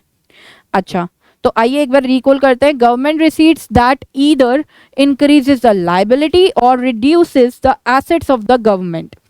Next, it is non recurring in nature. तीसरा बेटा क्या बोल रहे हैं, ये या तो डेट क्रिएटिंग होती है या फिर नॉन डेट क्रिएटिंग। अब जैसे कि मैंने आपको बताया कि कैपिटल रिसीट से दो चीजें हो सकती है, दो में से कोई एक चीज हो सकती है। वो क्या, या तो गवर्नमेंट की लाइबिलिटी इंक्रीज हो जाएगी या फिर गवर्नमेंट का एसेट रिड्यूस हो जाएगा। अब लाइबिलिटी क्या होती है, कर्जा, डेट इंक्रीज हो गया है ना। तो ये वाली कैपिटल रिसीट जिससे कि गवर्नमेंट का कर्जा बढ़ जाता है, यानी कि जैसे गवर्नमेंट ने क्या लिया बेटा, बोरोइंग्स ली, गवर्नमेंट ने लोन लिया वर्ल्ड बैंक से या स्टेट गवर्नमेंट से, तो क्या हुआ, गवर्नमेंट की लाइबिलिटी इंक्रीज हो गई उस पैसे को रिसीव करते ही। इसे हम बोलते हैं debt creating, debt creating capital receipt. Okay, मतलब वो वाली कैपिटल रिसीट जिससे लाइबिलिटी इंक्रीज होती है उसे क्या बोलते हैं, डेट क्रिएटिंग कैपिटल रिसीट। अब वो वाली कैपिटल रिसीट्स की बात करेंगे जिनसे एसेट कम होते हैं, जैसे गवर्नमेंट के पास पैसा आया from the sale of school building, government के पास पैसा आया from the sale of school hospital, government के पास पैसा आया from the sale of hospital, right. तो ये जो है ये है एसेट रिड्यूस हो गया गवर्नमेंट का। गवर्नमेंट का एसेट रिड्यूस जब होता है तो उसे बोलते हैं non debt creating capital receipt, non debt creating capital receipt, क्योंकि इसमें गवर्नमेंट का कोई कर्जा नहीं बढ़ा है। आई होप गाइज आपको अच्छे से क्लियर हो रहा होगा। अगर आपको इसके अलावा भी कोई भी प्रॉब्लम आती है तो आप हमें कमेंट सेक्शन में पूछ सकते हैं, हमारी जो टीम है वो आपको as soon as possible reply करेगी। अब बात करेंगे बेटा रेवेन्यू रिसीट्स की, जो कि मैंने आपको बताया कि ये वो वाली रिसीट है जिससे ना तो लाइबिलिटी इंक्रीज होती है ना ही एसेट रिड्यूस होते हैं, ठीक है। So government receipts that neither increases the liability nor reduces the assets of the government। ये वो वाली गवर्नमेंट रिसीट्स हैं जिनसे ना तो गवर्नमेंट की एसेट डिक्रीज होती है ना ही लाइबिलिटी क्रिएट होती है। It is recurring in nature. कैसी है, रेकरिंग इन नेचर है, मतलब रेगुलर नेचर पे, रिपीटिव नेचर पे दिखती रहती है। टैक्स रेवेन्यू और non tax revenue. Revenue receipt को भी बेटा हमने दो में डिवाइड किया हुआ है गवर्नमेंट की, रेवेन्यू रिसीट्स, ठीक है, इसको दो में डिवाइड किया हुआ है। एक होती है बेटा टैक्स रेवेन्यू रिसीट, एक होती है नॉन टैक्स रेवेन्यू रिसीट, ठीक है। टैक्स रेवेन्यू रिसीट नाम से पता लग रहा है ना। देखो, गवर्नमेंट के पास जो भी पैसा आता है टैक्सेस को लेवी करके, मतलब गवर्नमेंट के पास लेट सपोज आया income tax, income tax government हमारी इनकम के ऊपर लगाती है, तो गवर्नमेंट के पास बहुत सारा पैसा आता है इनकम टैक्स की फॉर्म में, या GST goods and services tax, right. और बहुत सारे टैक्स होते हैं like excise duty, custom duty. तो गवर्नमेंट के पास जो भी पैसा बेटा टैक्स की फॉर्म में आता है, टैक्स लगाने के बाद आता है, उससे गवर्नमेंट की ना तो कोई लाइबिलिटी क्रिएट होती है, ना कोई एसेट रिड्यूस होती है। तो टैक्सेस से, कोई भी टैक्स हो, उससे जो भी पैसा गवर्नमेंट को आ रहा है वो हमेशा रेवेन्यू नेचर का होता है। तो ये होता है tax revenue receipt. Tax revenue receipt मतलब वो वाली इनकम गवर्नमेंट की जो टैक्सेस के फॉर्म में आ रही है, टैक्स इनकम फ्रॉम टैक्सेस। ठीक है, अब बात करेंगे नॉन टैक्स रेवेन्यू रिसीट। अब बहुत सी इनकम ऐसी भी है ना जो टैक्स तो नहीं है लेकिन वो रेवेन्यू है, रेवेन्यू इनकम है, गवर्नमेंट की रेवेन्यू रिसीट है। जैसे फॉर एग्जांपल स्कूल फीस। अब स्कूल फीस टैक्स थोड़ी है, लेकिन स्कूल फीस से जो इनकम आ रही है गवर्नमेंट को, उससे ना तो गवर्नमेंट का कोई लाइबिलिटी क्रिएट हो रही है, ना कोई एसेट रिड्यूस हो रहा है। तो school fees is a non tax revenue receipt. OPD fees, right, fees and fines. Fine अगर कोई गवर्नमेंट लगा रही है, कोई पेनल्टी लगा रही है आपके ऊपर, लॉ ब्रेकर से लगाई जाती है, लाइक अगर आपने हेलमेट नहीं पहना स्कूटी चलाते टाइम, तो गवर्नमेंट क्या करती है, पेनल्टी लगाती है। उस पेनल्टी से जो पैसा गवर्नमेंट को आ रहा है बेटा, वो सब क्या है, नॉन टैक्स रेवेन्यू रिसीट है, क्योंकि उससे ना तो गवर्नमेंट की कोई लाइबिलिटी इंक्रीज हो रही है, ना कोई एसेट रिड्यूस हो रहा है। अच्छा, यहाँ पे बात करेंगे कुछ बढ़िया बढ़िया रेवेन्यू रिसीट की, जो आपको अलग से भी पूछी जाती है नॉन टैक्स रेवेन्यू रिसीट में। नॉन टैक्स रेवेन्यू रिसीट, ठीक है। एक होता है बेटा स्पेशल असेसमेंट। स्पेशल असेसमेंट, अब ये स्पेशल असेसमेंट क्या है? स्पेशल असेसमेंट है कि गवर्नमेंट ने किसी पर्टिकुलर लोकेलिटी पे खर्चा किया उसकी कुछ फैसिलिटीज डेवलप करने में, और उससे वहां के प्रॉपर्टी के रेट्स बढ़ गए। तो फिर गवर्नमेंट वहां के जो प्रॉपर्टी ओनर्स होते हैं उन्हें बोलती है कि मेरी वजह से, मैंने खर्चा किया है जिसकी वजह से तुम्हारे बैठे बिठाए प्रॉपर्टी के रेट्स बढ़ गए, तो अब मुझे तुम वन टाइम पेमेंट दो। उसे बोलते हैं बेटा special assessment. One time payment जो चार्ज करती है government from the land owners, क्योंकि उनके लैंड की वैल्यू इंक्रीज हो गई है। क्यों? क्योंकि डेवलपमेंटल एक्सपेंडिचर गवर्नमेंट ने किया है। ठीक है, स्पेशल असेसमेंट के एग्जाम्पल की अगर बात करें, लेट सपोज बेटा कोई भी एबीसी लोकेलिटी है, उसमें स्ट्रीट लाइट्स नहीं लगी हुई, वहाँ का पार्क क्लीन नहीं है, तो गवर्नमेंट ने क्या किया, वहाँ पे स्ट्रीट लाइट्स लगवा दी। वहाँ की रोड्स कच्ची थी, वहाँ पे रोड्स बनवा दी। ठीक है, वहाँ का पानी फैसिलिटी, वाटर फैसिलिटी ठीक से नहीं थी, अब वाटर फैसिलिटी भी हो गई अच्छे से, टाइम पर पानी आता है।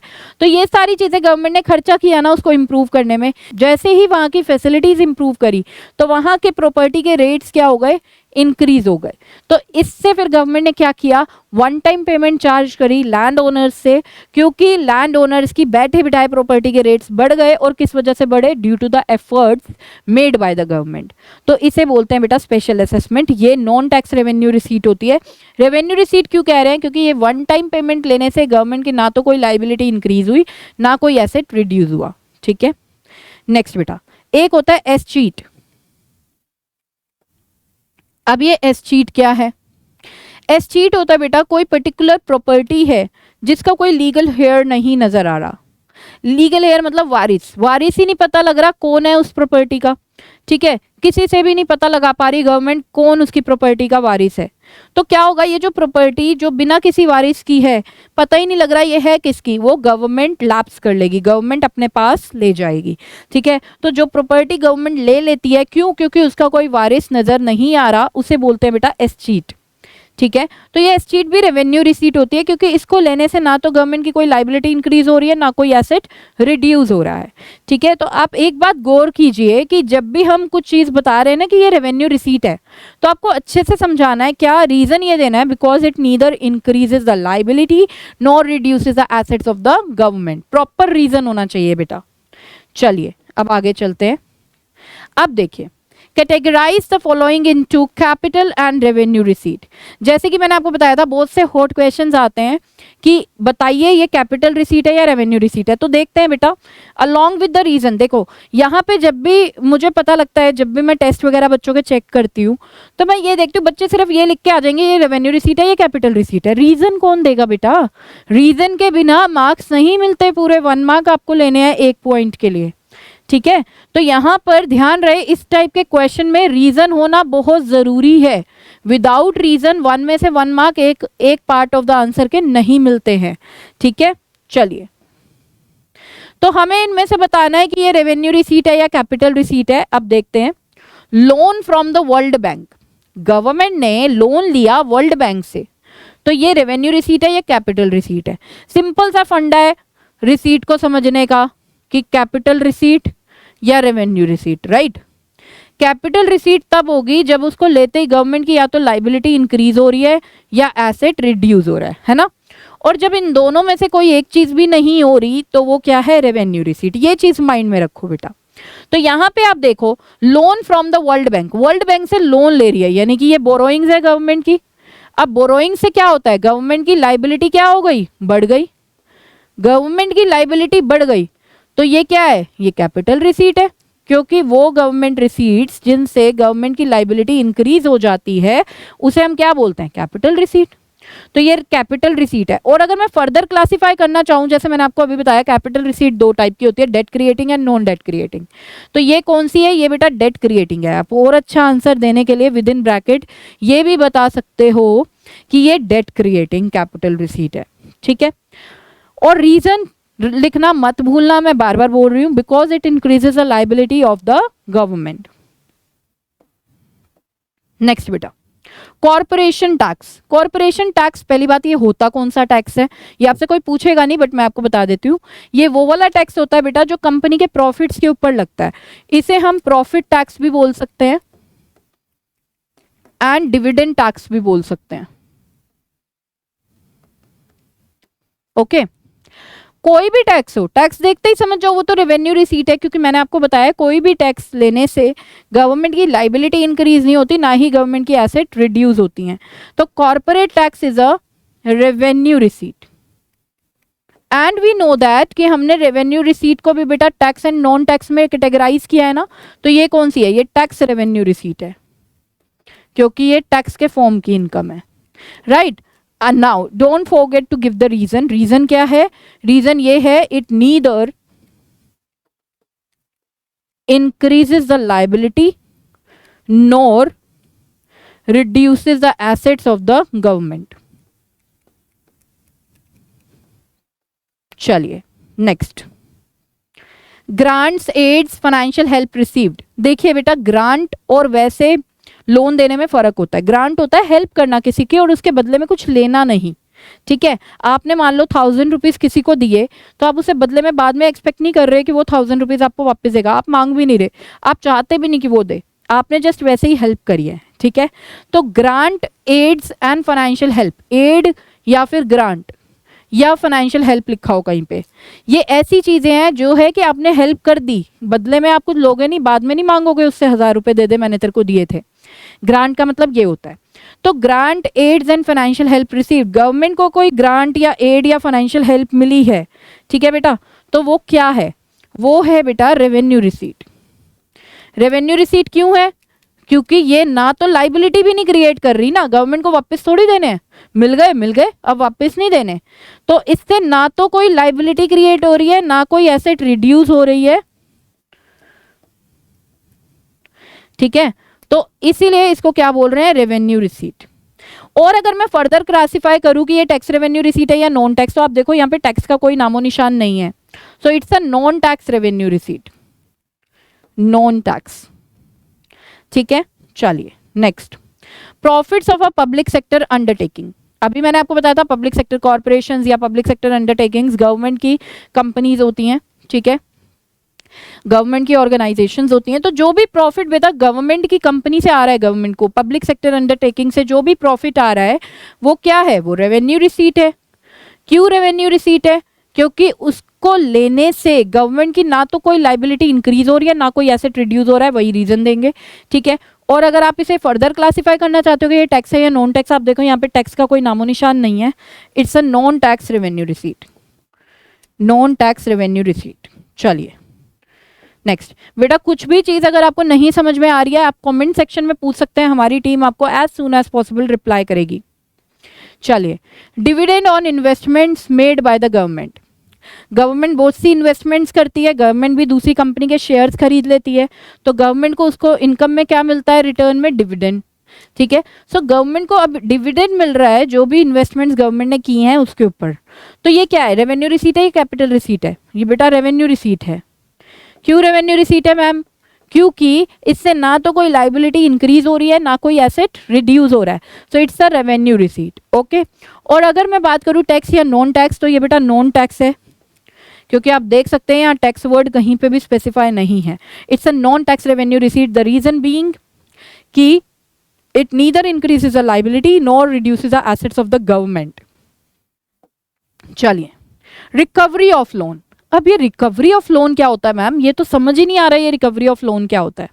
रिकवरी ऑफ लोन होता है बेटा getting the principal amount back, getting the principal amount of the loan back, of the loan lent. जो लोन गवर्नमेंट ने किसी को दिया था, लेट सपोज गवर्नमेंट ने मुझे 2 करोड़ का लोन दिया था, तो अब मैंने गवर्नमेंट को 2 करोड़ रुपए वापस कर दिए, उसका प्रिंसिपल अमाउंट मैंने गवर्नमेंट को वापस कर दिया। This is called recovery of loan. देखिए बेटा, 2 तरीके के लोन है ना, लोन आप दे सकते हो और ले सकते हो। अगर आपने लोन किसी को दिया है तो वो तो एसेट है ना। क्यों एसेट है? क्योंकि उससे आपको इंटरेस्ट आएगा, आपकी इनकम जनरेट हुई है। एक होता है लोन लेना, लोन लेना लाइबिलिटी है। क्यों? क्योंकि वो आपकी बोरोइंग्स है, आप किसी से लोन ले रहे हो, आज किसी का पैसा यूज कर रहे हो, आपको इंटरेस्ट देना पड़ेगा, राइट। तो हम यहाँ पर बात कर रहे हैं रिकवरी ऑफ लोन की। रिकवरी ऑफ लोन मतलब गवर्नमेंट ने मुझे लोन दिया था 2 करोड़ रुपए का, अब मैंने 2 करोड़ रुपए का प्रिंसिपल अमाउंट गवर्नमेंट को वापस कर दिया। मतलब गवर्नमेंट ने लोन दे रखा था ना, ये गवर्नमेंट की एसेट थी, अब मैंने गवर्नमेंट को प्रिंसिपल अमाउंट लोन का वापस कर दिया, तो गवर्नमेंट की एसेट कम हो गई, है ना। तो it's a capital receipt, capital receipt. Why it's a capital receipt? क्योंकि इससे गवर्नमेंट का एसेट कम हो रहा है। गवर्नमेंट ने लोन इसलिए दे रखा था मुझे ताकि गवर्नमेंट को इंटरेस्ट की इनकम आती रहे। अब मैंने गवर्नमेंट को प्रिंसिपल अमाउंट वापस कर दिया, 2 करोड़ रुपए वापस कर दिए, तो अब गवर्नमेंट मेरे से इंटरेस्ट नहीं ले सकती। अब गवर्नमेंट का एसेट क्या हो गया? खत्म हो गया, कम हो गया, ठीक है। सो it's a capital receipt.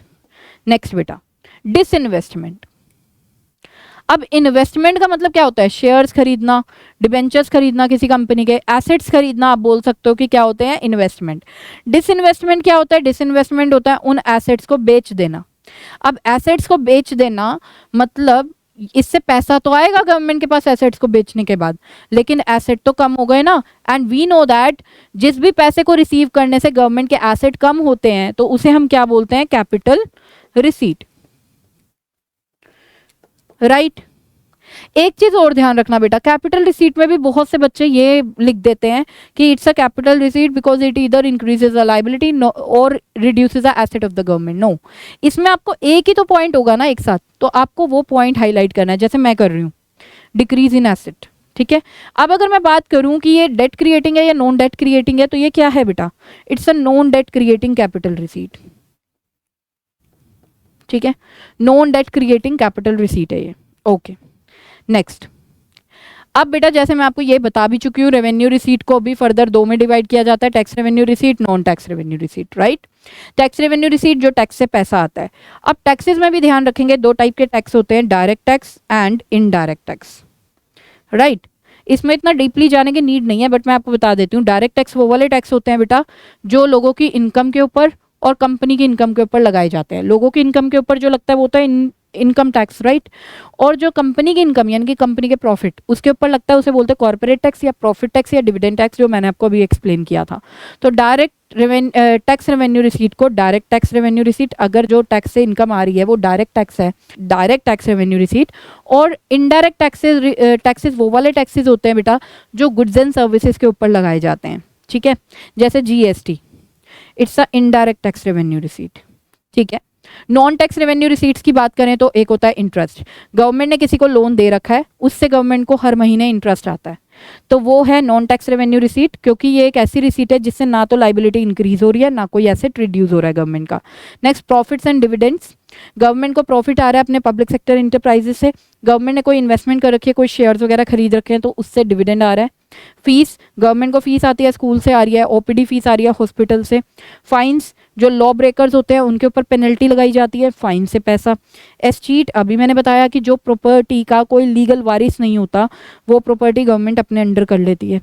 Next special assessment, कि गवर्नमेंट ने कुछ फैसिलिटीज़ क्रिएट करी किसी पर्टिकुलर एरिया में जिससे कि वहाँ के प्रॉपर्टी के रेट्स इंक्रीज हो गए, तो government one time payment charge करती है वहाँ के लैंड ओनर से, क्योंकि गवर्नमेंट के एक्सपेंडिचर करने की वजह से वहाँ से उनके प्रॉपर्टी के रेट्स क्या हुए हैं, इंक्रीज हुए हैं।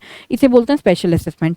अब ये सारी नॉन टैक्स रेवेन्यू रिसीट्स हैं। रेवेन्यू रिसीट इसलिए हैं क्योंकि इससे ना तो गवर्नमेंट की कोई लाइबिलिटी इंक्रीज हो रही है, ना कोई एसेट रिड्यूस हो रहा है। नेक्स्ट बेटा, कैपिटल रिसीट, यहाँ पे एक बार इसको भी रिकॉल कर लेते हैं जो मैंने ऑलरेडी आपको करा दिया है। कैपिटल रिसीट बेटा दो टाइप की होती है, एक होती है डेट क्रिएटिंग कैपिटल रिसीट, एक होती है non debt creating capital receipt. जैसे कि मैंने आपको अभी बताया कि कैपिटल रिसीट दो तरीके की हो सकती है, जिससे या तो लाइबिलिटी बढ़ जाए या कोई एसेट रिड्यूस हो जाए। तो जिससे लाइबिलिटी बढ़ती है कैपिटल रिसीट से उन्हें बोलते हैं डेट क्रिएटिंग कैपिटल रिसीट, और जिनसे हमारे एसेट कम हो जाते हैं, हमारे मतलब गवर्नमेंट के एसेट कम हो जाते हैं, तो उसे बोलते हैं non debt creating capital receipt. अब देखते हैं डेट क्रिएटिंग कैपिटल रिसीट में क्या क्या आता है। एक तो बेटा बोरोइंग्स, गवर्नमेंट लोन लेती है। गवर्नमेंट किससे लोन ले सकती है? वर्ल्ड बैंक से, स्टेट गवर्नमेंट से, पब्लिक से भी लोन ले सकती है, राइट। तो गवर्नमेंट जब भी लोन लेती है उसे बोलते हैं बोरोइंग्स। बोरोइंग्स को करने से गवर्नमेंट की लाइबिलिटी क्या हो जाती है? इंक्रीज। नेक्स्ट है स्मॉल सेविंग्स। हम जो बेटा सेविंग्स वगैरह कर लेते हैं पोस्ट ऑफिस में, तो गवर्नमेंट की रिस्पॉन्सिबिलिटी है कि बाद में पोस्ट ऑफिस स्कीम्स में जो हमने इन्वेस्टमेंट कर रखी है उसे गवर्नमेंट हमें वापस करेगी, तो गवर्नमेंट की लाइबिलिटी क्रिएट हो रही है ना। तो small savings, post office savings, ठीक है, तो गवर्नमेंट की लाइबिलिटी क्रिएट होती है इन दोनों से। नेक्स्ट बेटा, non debt creating capital receipt में रिकवरी ऑफ लोन, अभी मैंने बताया लोन का प्रिंसिपल अमाउंट वापस कर दिया बोरोवर ने, ठीक है, गवर्नमेंट को। नेक्स्ट डिसइन्वेस्टमेंट, एसेट्स को बेच देना प्राइवेट सेक्टर को, this is called disinvestment. Government अपने एसेट्स को प्राइवेट सेक्टर को बेच देती है, this is called disinvestment.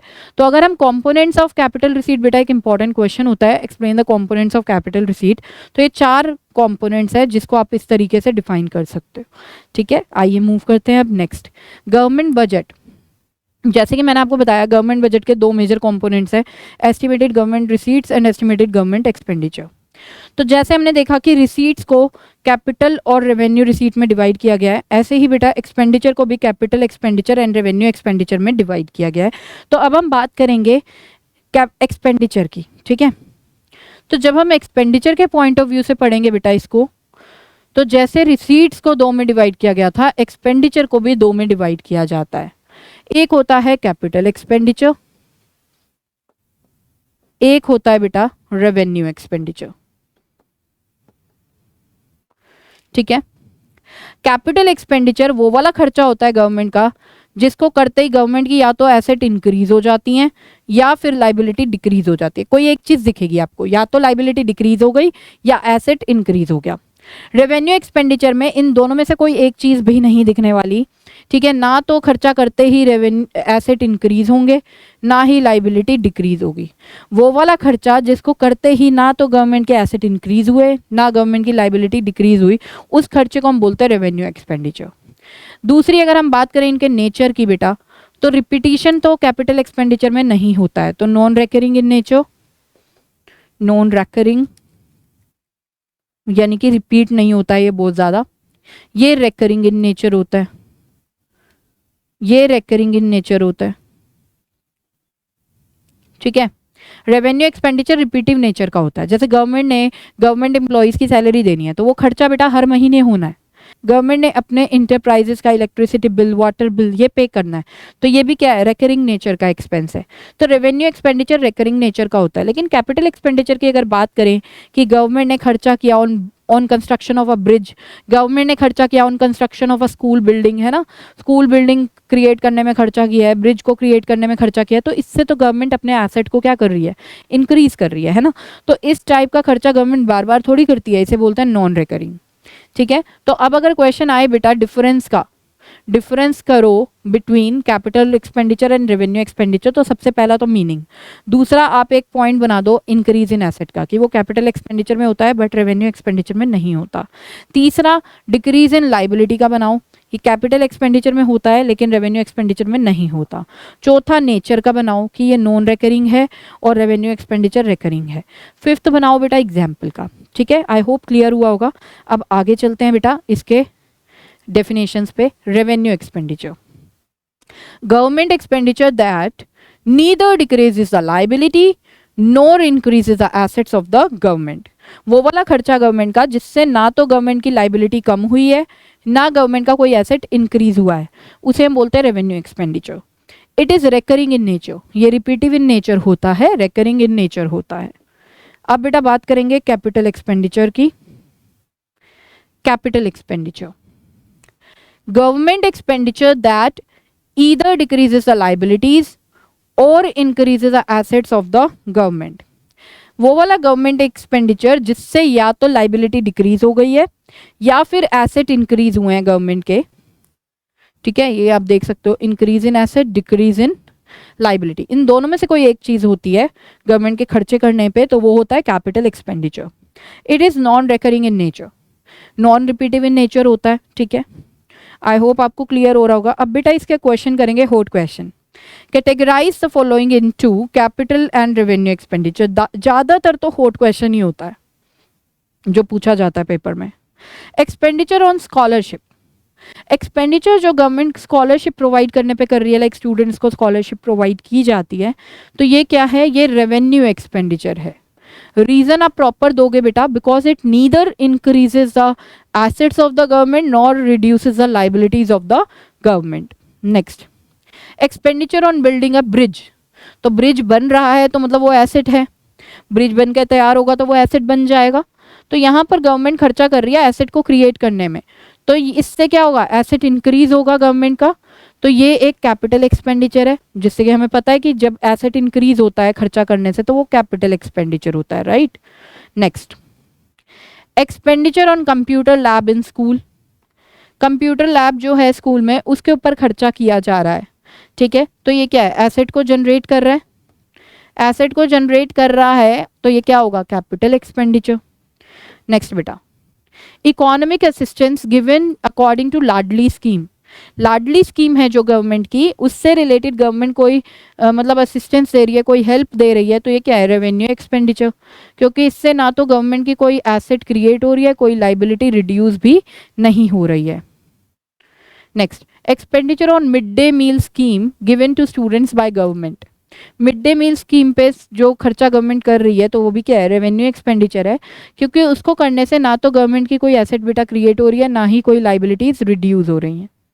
Next, expenditure on purchasing computers, computers purchase करने पे खर्चा कर रही है गवर्नमेंट, मतलब गवर्नमेंट अपने एसेट्स को क्या कर रही है, इंक्रीज कर रही है, परचेज ऑफ एसेट से एसेट इंक्रीज होंगे, राइट। तो इस टाइप का खर्चा जिससे गवर्नमेंट के एसेट्स इंक्रीज हो रहे हैं उसे हम क्या बोलते हैं, capital expenditure. So it's a capital expenditure. Next, expenditure on grants given to state government, grants दिया, कोई एड दिया, कोई फाइनेंशियल हेल्प दी, ये सारे किस में आते हैं, सारे रेवेन्यू एक्सपेंडिचर में आते हैं, क्योंकि इससे ना तो गवर्नमेंट की कोई एसेट क्रिएट हो रही है, ना ही कोई लायबिलिटी रिड्यूस हो रही है। नेक्स्ट बेटा, अब हम बात करेंगे types of government budget. Types of government budget की अगर बात करें तो बैलेंस्ड बजट होता है एक, और एक होता है अनबैलेंस्ड बजट। अभी मैंने आपको बताया बजट में दो मेजर कंपोनेंट्स होते हैं, estimated government receipts and estimated government expenditure. Balanced budget बेटा समझ में आ रहा है, इक्वल, राइट, जिसमें गवर्नमेंट की जो एस्टिमेटेड रिसीट्स हैं that would be equal to government estimated expenditure, ठीक है। जब गवर्नमेंट की रिसीट्स इक्वल होंगी गवर्नमेंट के एक्सपेंडिचर से जो एस्टिमेट की जा रही हैं उसे हम बोलते हैं बैलेंस्ड बजट। अब आते हैं हम अनबैलेंस्ड बजट पे। अनबैलेंस्ड बजट मतलब गवर्नमेंट की जो रिसीट्स हैं बेटा एस्टिमेटेड वाली, ठीक है, वो इक्वल नहीं होंगी गवर्नमेंट के एक्सपेंडिचर से एस्टिमेटेड वाला, राइट। तो मतलब क्या हो सकता है, हो ये सकता है कि या तो गवर्नमेंट की एस्टिमेटेड रिसीट्स ज़्यादा हो गवर्नमेंट की एस्टिमेटेड एक्सपेंडिचर से, या फिर गवर्नमेंट की एस्टिमेटेड रिसीट्स कम हो गवर्नमेंट के एक्सपेंडिचर से, ठीक है। तो यहाँ पे सरप्लस तब होगा बेटा जब गवर्नमेंट की एस्टिमेटेड रिसीट्स जो हैं वो ज़्यादा होंगी गवर्नमेंट के एस्टिमेटेड एक्सपेंडिचर से। और डेफिसिट, डेफिसिट का मतलब ही होता है शॉर्टेज, सरप्लस का मतलब होता है ज़्यादा, सरप्लस फेवरेबल कंडीशन होती है, डेफिसिट अनफेवरेबल कंडीशन होती है कहीं ना कहीं। सो डेफिसिट में होता है कि रिसीट कम है, मतलब गवर्नमेंट की रिसीट्स, एस्टिमेटेड रिसीट्स कम है, लेकिन गवर्नमेंट का एक्सपेंडिचर जो एस्टिमेटेड है वो ज़्यादा है, तो उसे बोलते हैं बेटा डेफिसिट। ठीक है, अब हम बात करेंगे deficits, types of deficits in government budget. Government budget में कौन कौन से डेफिसिट्स आप देखोगे? 3 टाइप के डेफिसिट है बेटा इसमें, जिससे रिलेटेड न्यूमेरिकल्स इंपॉर्टेंट है, हमें वो करने हैं, तो अच्छे से समझना। एक होता है रेवेन्यू डेफिसिट। रेवेन्यू डेफिसिट नाम से पता लग रहा है कि ये डेफिसिट देखा जा रहा है रेवेन्यू आइटम्स में। मतलब डेफिसिट का मतलब ही क्या होता है? एक्सपेंडिचर ज़्यादा हो जाना इनकम से। तो मतलब यहाँ पे रेवेन्यू एक्सपेंडिचर आपका ज़्यादा है रेवेन्यू रिसीट से। ठीक है, तो इसका फॉर्मूला क्या होगा? Revenue expenditure minus revenue receipt. Revenue deficit का मतलब है कि आपका जो रेवेन्यू एक्सपेंडिचर है वो तो हो गया ज़्यादा, और रेवेन्यू रिसीट जो है गवर्नमेंट की वो क्या है? कम है। फिस्कल डेफिसिट, अब जब भी कुछ ऐसा होता है कि गवर्नमेंट को बजट में प्रॉब्लम आ रही है, प्रॉब्लम इन द सेंस कि गवर्नमेंट का टोटल एक्सपेंडिचर ज़्यादा जा रहा है टोटल इनकम से जो एस्टिमेट की जा रही है, तो गवर्नमेंट को क्या करना पड़ेगा? बोरोइंग्स करनी पड़ेगी, जो भी एक्स्ट्रा एक्सपेंडिचर है उसको मीट आउट करने के लिए, उसे हम बोलते हैं फिस्कल डेफिसिट। तो fiscal deficit is borrowings by the government. ठीक है, हम बोल सकते हैं कि fiscal deficit is equal to borrowings. तीसरा, प्राइमरी डेफिसिट। प्राइमरी डेफिसिट वो पार्ट होता है बोरोइंग्स का जो आप यूज कर सकते हो। अब जैसे गवर्नमेंट ने इस साल कोई बोरोइंग्स ली, तो गवर्नमेंट को इस साल की बोरोइंग्स में से पिछले साल की जो बोरोइंग्स है उसका इंटरेस्ट तो देना पड़ेगा, जो भी प्रीवियस बोरोइंग्स है उसका इंटरेस्ट देना पड़ेगा, उसके बाद ही गवर्नमेंट इस पैसे को यूज कर सकती है। सो प्राइमरी डेफिसिट कैसे निकालते हैं? फिस्कल डेफिसिट यानी कि बोरोइंग्स में से minus interest on previous borrowings, interest payments on previous borrowings, पिछले बारे की बोरोइंग्स पे इंटरेस्ट जो दिया है गवर्नमेंट ने वो माइनस करने के बाद फिस्कल डेफिसिट जो बच जाता है that is called primary deficit. ठीक है, लेट सपोज बेटा गवर्नमेंट ने इस साल 1 लाख की बोरोइंग्स ली, ठीक है, तो इस साल का फिस्कल डेफिसिट हो गया 1 लाख, लेकिन पिछली बार का जो इंटरेस्ट देना था वो देना था 20,000, तो 20,000 तो इसमें से पिछले साल का इंटरेस्ट देने में ही निकल जाएगा, पिछली बोरोइंग्स जो भी हैं उनमें से निकल जाएगा, बचा कितना? 80,000। ये 80,000 गवर्नमेंट क्या कर सकती है? यूज कर सकती है। This 80,000 is called the primary deficit. चलिए अब आगे चलते हैं बेटा न्यूमेरिकल्स पे। न्यूमेरिकल्स की जब हम बात करते हैं तो हम कुछ फॉर्मूले देखेंगे यहाँ पे। बजट रिसीट, बजट रिसीट यानी कि गवर्नमेंट की एस्टिमेटेड रिसीट्स, इसको 2 में डिवाइड किया जाता है, capital and revenue. So budget receipts is equal to revenue receipt plus capital receipt. दूसरा रेवेन्यू रिसीट। रेवेन्यू रिसीट में बेटा मैंने आपको बताया कि इसे 2 में डिवाइड किया गया है, tax revenue receipt and non tax revenue receipt. So revenue receipts is equal to tax revenue receipt plus non tax revenue receipt. आगे कैपिटल रिसीट्स के बारे में बात करें तो मैंने बताया इसको 2 में डिवाइड किया गया है, debt creating capital receipts and non debt creating capital receipts. So capital receipts is equal to debt creating capital receipt plus non debt creating capital receipt. Next, budget expenditure. Budget expenditure मतलब government का total expenditure, तो इसको 2 में divide किया गया है, revenue and capital expenditure. So budget expenditure is equal to revenue expenditure plus capital expenditure. Next is budget deficit.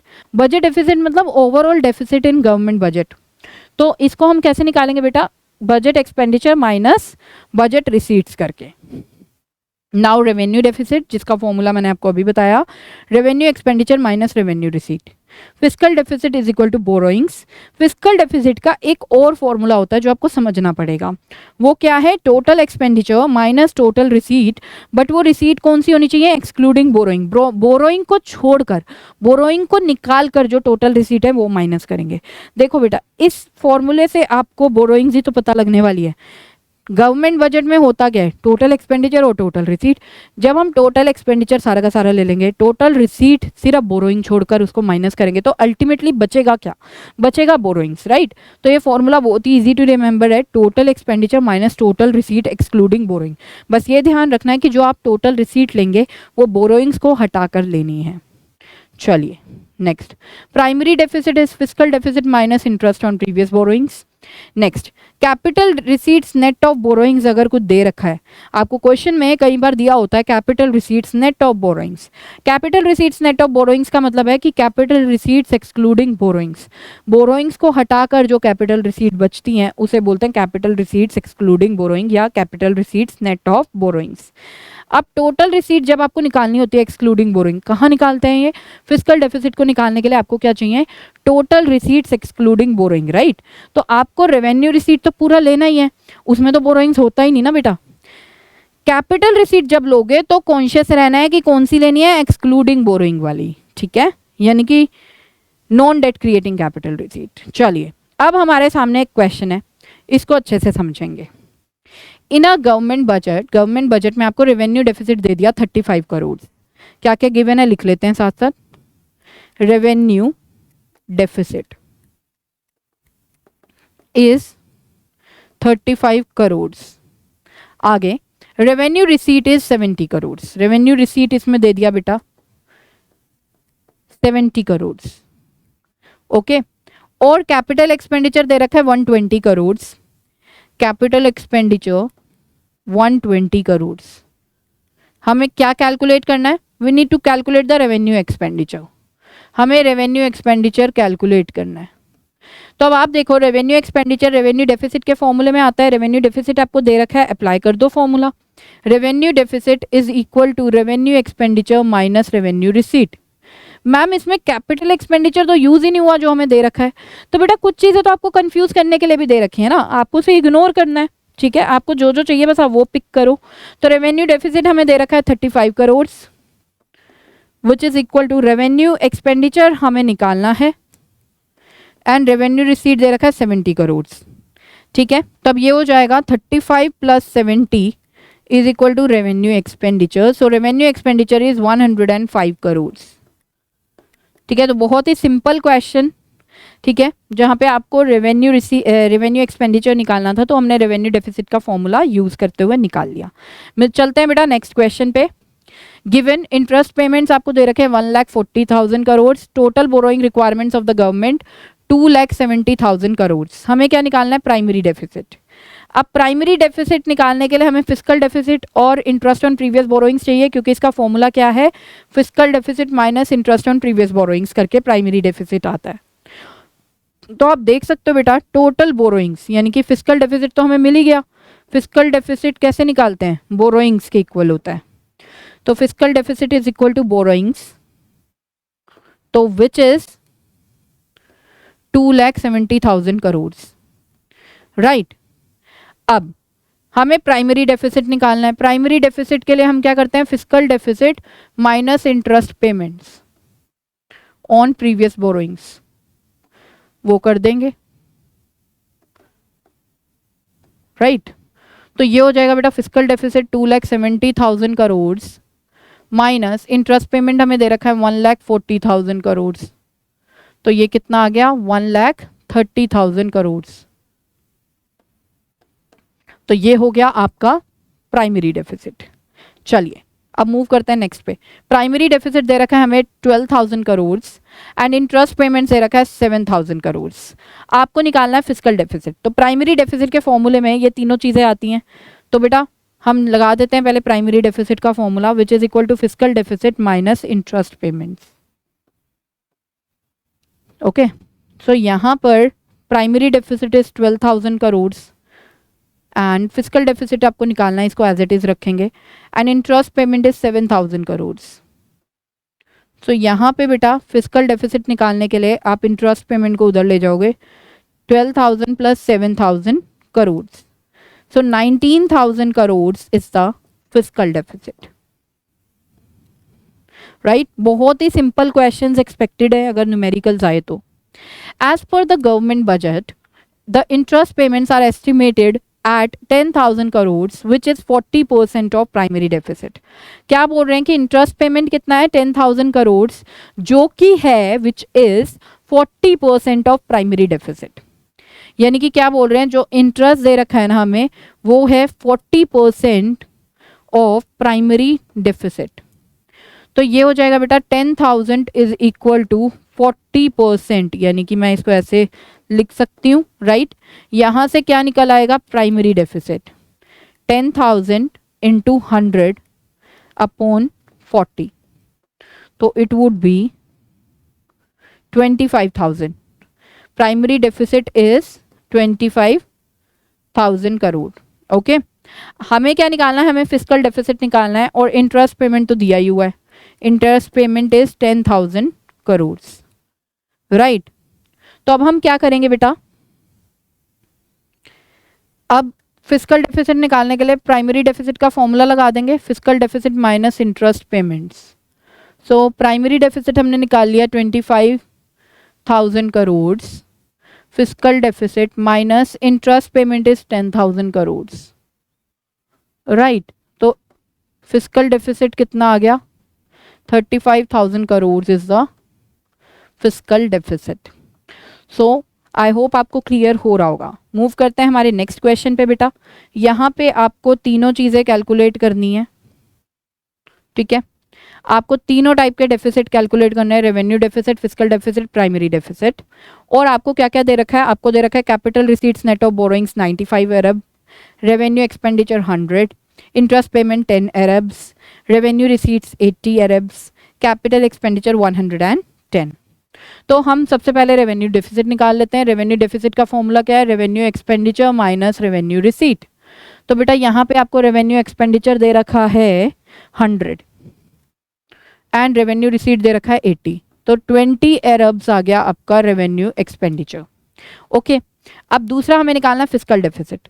Fiscal deficit निकालने के लिए हमारे पास बोरोइंग, सबसे पहले तो देखना है बोरोइंग्स गिवन है या नहीं, क्योंकि सिंपल सा फॉर्मूला होता है fiscal deficit is equal to borrowings, लेकिन वो नहीं दे रखा। बोरोइंग्स आप देख रहे हो यहाँ पे डायरेक्टली नहीं गिवन है, तो हमारा फिस्कल का नेक्स्ट फॉर्मूला फिस्कल डेफिसिट का लगेगा, जो कि क्या है बेटा, total expenditure minus total receipt excluding borrowings, excluding borrowings, right. So यहां पे अगर हम देखें टोटल एक्सपेंडिचर हमें निकालना पड़ेगा रेवेन्यू एक्सपेंडिचर और कैपिटल एक्सपेंडिचर को ऐड करके, राइट। तो निकाल लेते हैं बेटा, total expenditure is equal to revenue expenditure plus capital expenditure. So it would be 110 plus 100, so ये आ गया बेटा 210 अरब्स। Okay, so total expenditure is 210 अरब्स माइनस, अब हमें चाहिए total receipt excluding borrowing, right. तो इसका फॉर्मूला क्या होता है, इसका फॉर्मूला होता है रेवेन्यू रिसीट तो सारी आ जाएंगी, बट कैपिटल रिसीट कौन सी लेनी है, एक्सक्लूडिंग बोरोइंग वाली, राइट। सो रेवेन्यू रिसीट हमारे पास है 80 and capital receipt net of borrowing दे रखा है 95, so 175 sorry is the total receipt excluding borrowing, ठीक है। सो माइनस 175 विच इज 35 अरब्स। तो ये आ गया आपका फिस्कल डेफिसिट।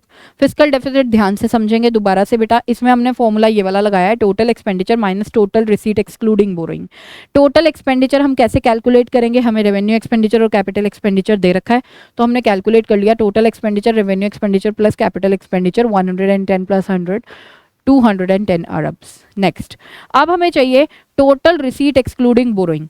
तो हमें पता है बोरोइंग्स तो रेवेन्यू रिसीट में तो होता ही नहीं, मतलब रेवेन्यू रिसीट तो सारी की सारी लेनी है, बट कैपिटल रिसीट लेते टाइम हमें क्या लेना है, capital receipts net of borrowings, मतलब एक्सक्लूडिंग बोरोइंग्स। तो यहाँ पे हमें दोनों चीज़ें दे रखी थी, revenue receipt 80 and capital receipt net of borrowings 95। तो हमने इन दोनों को ऐड कर दिया, आ गया 175, that is total receipt excluding borrowings. और अब यहाँ पे हमने total expenditure minus total receipts excluding borrowing कर दिया, तो हमारे पास आ गया बेटा 35 Arabs fiscal deficit.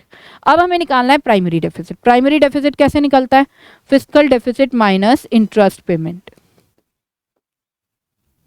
Right. So fiscal deficit is 35 Arabs minus interest payment is 10 Arabs, मतलब 25 Arabs is the primary deficit. So I hope guys आपको यहाँ तक क्लियर हुआ होगा। अगर आपको इस चैप्टर इस यूनिट में कोई भी डाउट है तो आप हमें कमेंट सेक्शन में पूछ सकते हैं, हमारी जो टीम है वो आपको as soon as possible reply करेगी। सो आई होप ये जो वीडियो है ये आपके लिए काफ़ी इन्फॉर्मेटिव रही होगी। प्लीज़ इस वीडियो को लाइक करें और हमें कमेंट करें कि आपको अच्छे से समझ में आया है या नहीं, और इस वीडियो को शेयर भी करें अपने फ्रेंड्स के साथ जिनकी कंपार्टमेंट है इकोनॉमिक्स में और वो प्रिपेयर करना चाहते हैं। तो यहाँ पर गाइज इजाज़त चाहती हूँ इस सेशन को एंड करने की। मिलेंगे नेक्स्ट सेशन में एक बढ़िया से यूनिट के साथ। Till then bye bye, take care, जय श्री श्याम।